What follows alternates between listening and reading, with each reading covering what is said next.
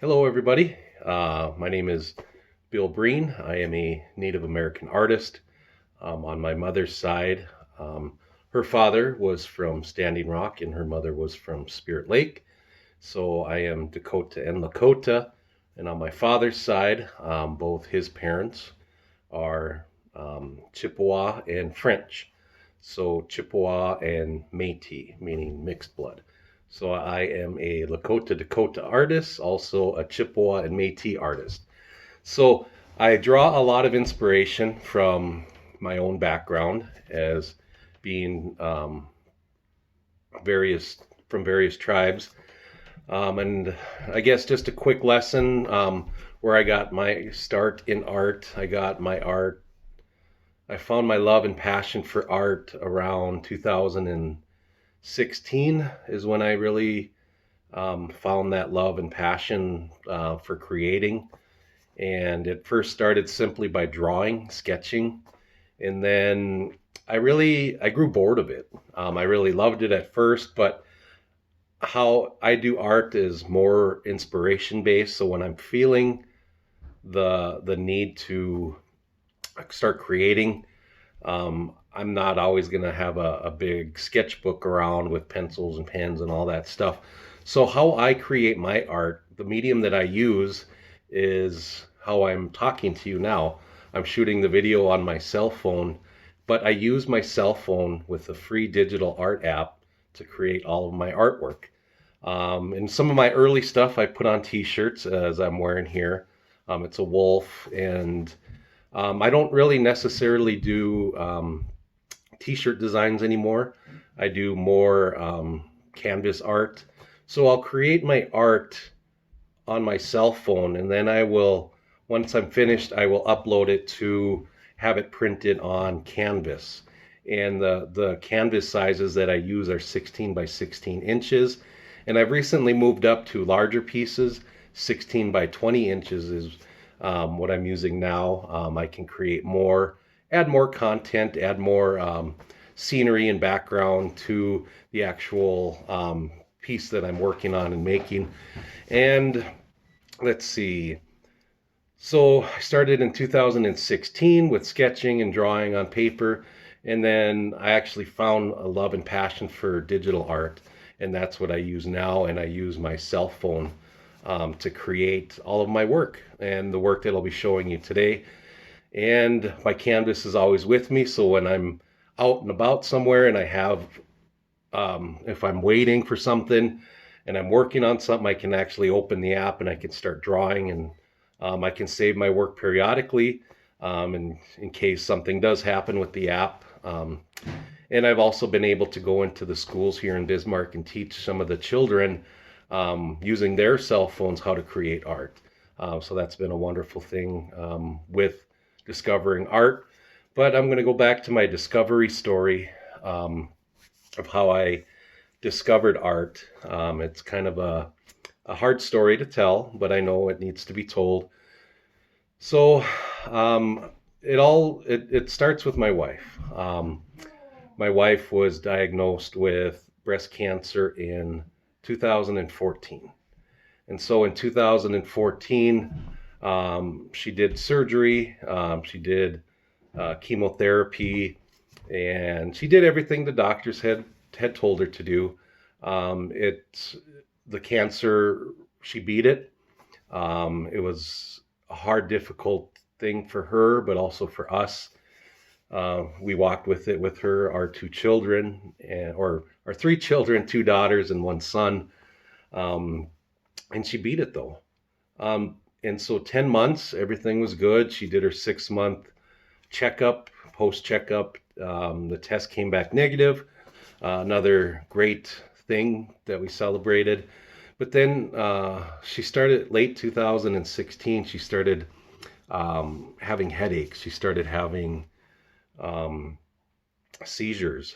And what eventually happened was she was hospitalized, and then they did an MRI on the brain, and then they did an MRI on the other parts of her body, and they discovered that the cancer had returned. And once it returns, I believe the term is called metastasized, meaning that it comes back and it spreads.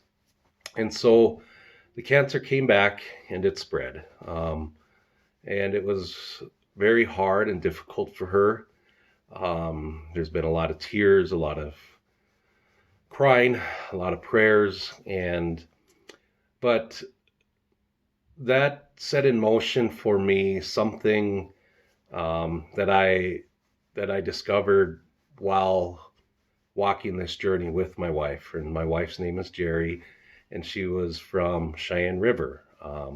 She's a Lakota from the Eagle Butte area, and a lot of her traditional stuff from Eagle Butte has inspired some of the art that I'm going to show you today as well. And so going back to the second time the cancer came back, this time we proceeded to do radiation on the spot that was the most concerning. And the most concerning was the part on the left side of the brain where the cancer had returned, causing a small lesion. And in that side of the brain, that the left side controls the right side and vice versa. So with that little lesion causing pressure to build up on her brain, it caused her immense nerve pain, and it caused her to lose the use of her right arm. She was right hand dominant, so she'd write and do everything right-handed. But the funny part about that is she didn't let that stop her. She learned and taught herself to write left-handed. She even taught herself to sew one-handed. That was the determination and the strength that manifested in her. She fought for, not just because she wanted to live, but because she loved.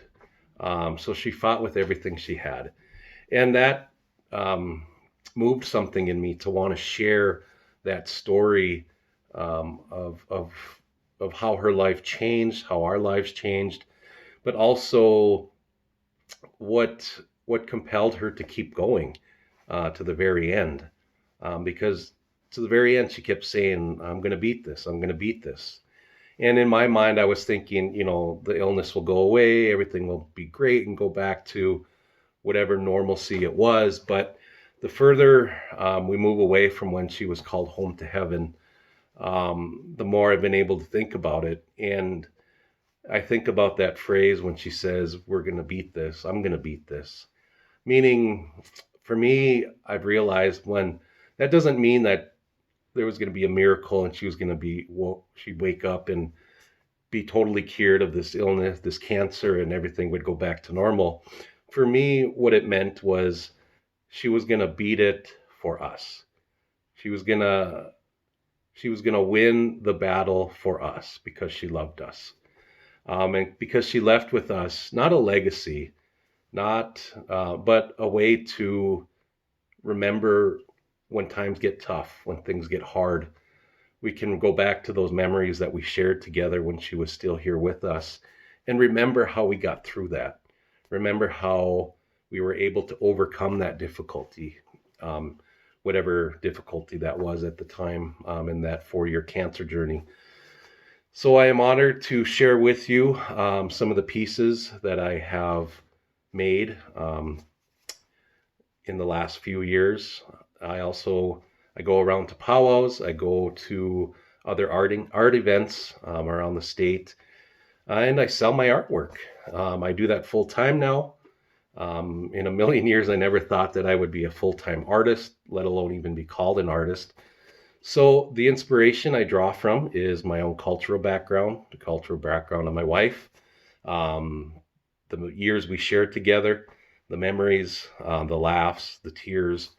All of that motivates me to create art and to share it. And so with each piece, I have stories here. I write stories for every piece that I make, and people are able to take these with them. And then when I do sell a piece, they'll usually display the art piece with the story next to it, and it looks pretty good on the wall. And so with some of the proceeds from the art, I've been able to donate to the Bismarck Cancer Center to help families in need like our family was. And I know that's something my wife, Jerry, would have wanted me to do, to give back. She was always reminding me to make sure you write their name down, what they brought. I want to send them a thank you card. But there was so many people that helped us, that came to our aid. Um, I lost track of what people brought. And so the artwork and the donations that I do make in honor of my wife is an all-encompassing thank you to all of those people that prayed with us, visited us, donated food, their time, their talents, who donated some money for us to pay bills. And so this whole encompassing part of the art is just one big thank you to all of those wonderful individuals. So now I'll get on to some of the art and explain what some of the art is. The first piece I was going to actually do is this piece right here. This piece is called The Journey of Wian. Wian is Lakota Dakota for woman. So I'll grab the piece and then I'll just display it here in front of me, and I'll just explain some of the aspects behind it actually. So here is this is The Journey of Wian. This is on a 16 by 16 inch canvas, and it is horizontally 20 inches and vertically 20 inches. So it's actually a pretty large piece. And then I'm just going to go ahead and read the story behind it. So The Journey of Wian. Wian is Lakota Dakota for woman. The woman in this piece is on a journey. She is at a standstill. And what is she thinking? What is she contemplating? Is she leaving someplace, or is she returning to someplace? Has she left all she knows to better her life, or is she running from something? The horse with travois, her clothing, and the look on her face reveals she has prepared herself for the journey that lay ahead. She is ready to face the unknown. She is willing to face whatever challenges come her way. Each woman, young or old, is at a different point in their journey. Before I met my wife, she was a young 19-year-old single mother of 2 baby girls. This part of her journey was a difficult one. She felt alone and was afraid. She had to make some very hard choices to make a better future for her and her daughters. What she thought was one of her greatest fears was actually one of her greatest strengths. Her greatest strength was being a mother. These 2 baby girls she raised, I have the privilege today to call them my daughters. God blessed me with them when I met their mother in college. My daughters are mothers themselves today. They both have had to make some hard decisions very early on in their young lives. But the example and the lessons that their mother left for them will see them through whatever comes their way. Their journey, as all women, is the journey of Wian. And this is the journey of woman. I'll just pan across so you can see it a little better. But as you can see, it is a rather large piece. And I'll just zoom in here so you can see the woman with the horse, the travois. And this piece just turned out so beautiful. All right, and then I'll grab the next piece that I will explain.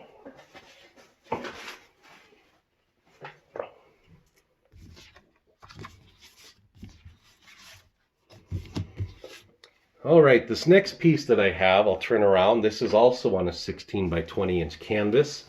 This one is called Tioshpe, meaning family.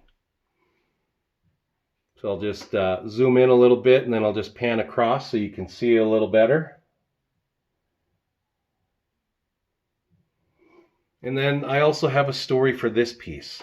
So I'll go ahead and read the story for this piece as well. Tioshpe is Lakota Dakota for family. Tioshpe means family, but it's the idea of the family which this word really represents. This idea of family includes immediate family, but it extends out to include relatives we may have known growing up, or longtime family friends that we no longer call friends, but we call family. The idea of family is always growing and changing.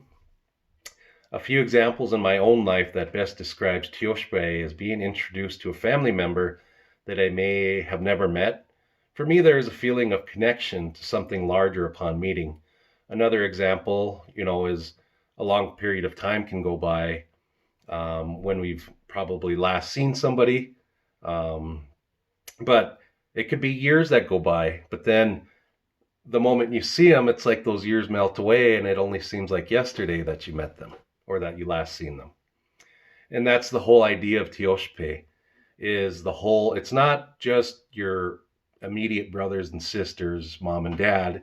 It's an all-encompassing term, meaning ones that you are close to, the ones that we call family, whether we're related by blood or not. And this idea for this piece actually came from a funeral I attended. I was sitting there at the wake, and then I noticed all the beautiful star quilts that were behind the casket, and I had put those on the bottom here, all those beautiful star quilts that were set up behind the casket. And then all of the star quilts, they were different colors, patterns, stitchings, and designs. And these star quilts were donated or made by friends and family to honor the loved one who was making their journey home. Let's see. But so the meaning, the 8-pointed star on the quilt represents the morning star. The morning star is one of the brightest objects during the dawn, and it guides us during this life and into the next. The eagle is a symbol for the Creator. As the eagle ascends towards the heavens, carrying the spirit of our loved one, they then take their place with the loved ones who have already made their journey home. Our family in heaven is represented by the teepees above the wings of the eagle. The smoke in this piece between the eagle and the star quilts is representative of our familial connection with one another. The smoke and the haze also represents the mystery of life and death. And then at the end of the story, I write, death is not the end. When someone leaves this life, that doesn't mean we are disconnected from our loved ones. Our connection only grows stronger as another loved one joins our Tioshpe in heaven. We may think we are losing someone. As a matter of fact, our family on the other side is welcoming our loved one. So this piece, with a lot of themes in it, Native American themes, the star quilts, the eagle, the smoke, the teepees in the sky. It just rings family. A lot of my art is family centered,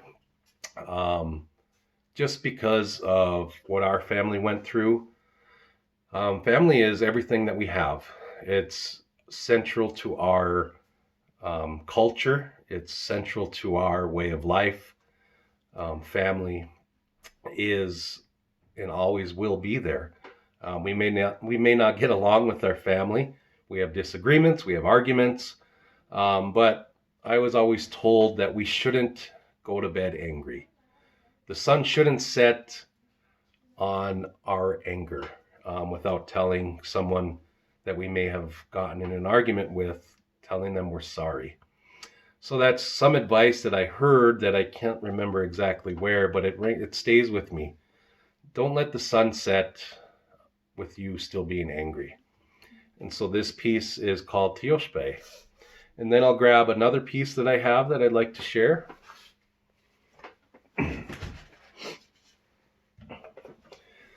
All right, this is a smaller piece. This piece is actually, let's see. This piece is called The Journey.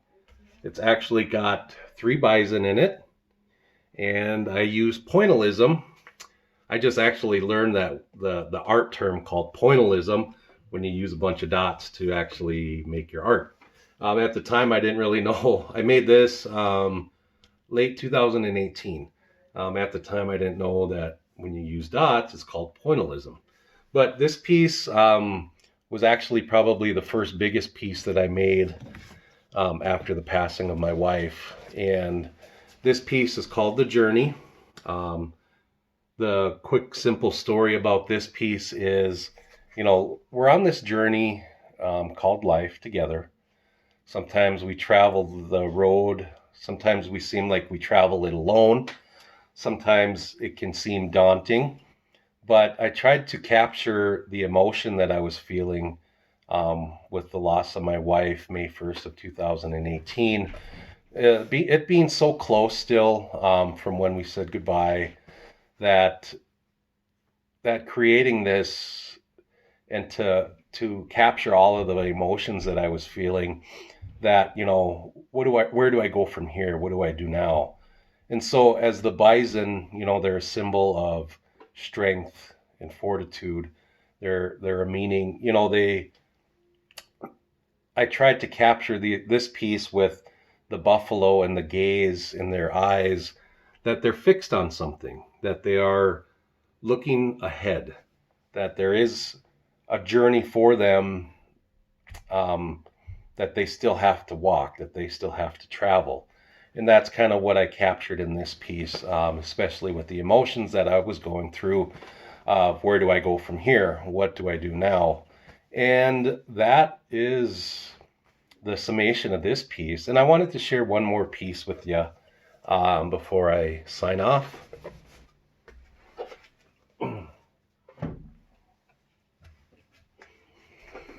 All right. This piece is called Beaded Dream. This piece actually is a representation of a woodland style floral pattern.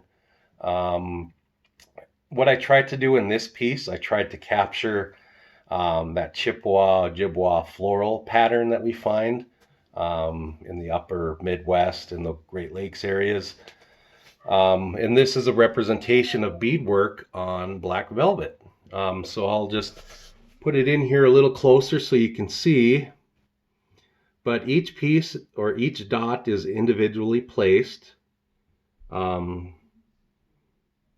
to represent a bead. And this piece actually took quite a bit of time. Like the other piece where I used pointillism and I used dots everywhere on that piece, and there was really no pattern to it. Here I had to keep in mind keeping the pattern looking like beadwork on black velvet. And this piece turned out really nice. And a lot of the beadwork, I tried to, when I use art and when I see things on regalia, when I see things on teepees and other things, I find that so fascinating. And I myself, I'll just actually try to capture that in my own artistic way. So I beaded when I was younger, but that lasted at all for maybe a couple weeks. I made a bracelet for myself and I'm like, oh, I'm done. But I have a great respect for those artists that still work with beads, that create some beautiful earrings, jewelry, bracelets, wristlets, lanyards. And then I also have a great love and respect for people that work with porcupine quill work. I've actually got some other pieces that I've made to emulate porcupine quill on birch bark. Maybe in another video I'll show those. But again, these four pieces that I've shared, I've taken so much from our own cultural background with the horse, the woman, with family, and then the Chippewa side, the Ojibwa side, taking the floral patterns that you see on regalia and other clothing, and just putting my own artistic spin on it, because I just love that. I love everything about our cultures, the Lakota, Dakota, the Chippewa, Ojibwa, Métis. As an artist, I've really gotten involved, and I've learned so much about both my father and mother's side. Traditionally, culturally, I've also learned quite a few words, which if it wasn't because of art, I wouldn't have. But it's been a great journey. I thank everybody for asking me to create a video. I truly appreciate it. I am honored. It is truly my honor to be asked. to share with you the story of behind my art, the story behind what our family went through. But, if I can leave you with anything else, the simple motto that I have for the company that I started is called Hope Through Art. Art can be anything. Art can be from cooking. Art can be beading. Art can be actually drawing or painting, acting, creating music. Anything can be an art. Do it with love, do it with passion, move hearts, stir minds. Art is all around us. Art can be anything. So please encourage those that may have a desire to do something. Keep pushing them, compliment them, help them in any way, because art has filled our lives culturally for countless generations. And being able to share your artwork or my artwork with you has been my honor. Thank you so much and have a wonderful day.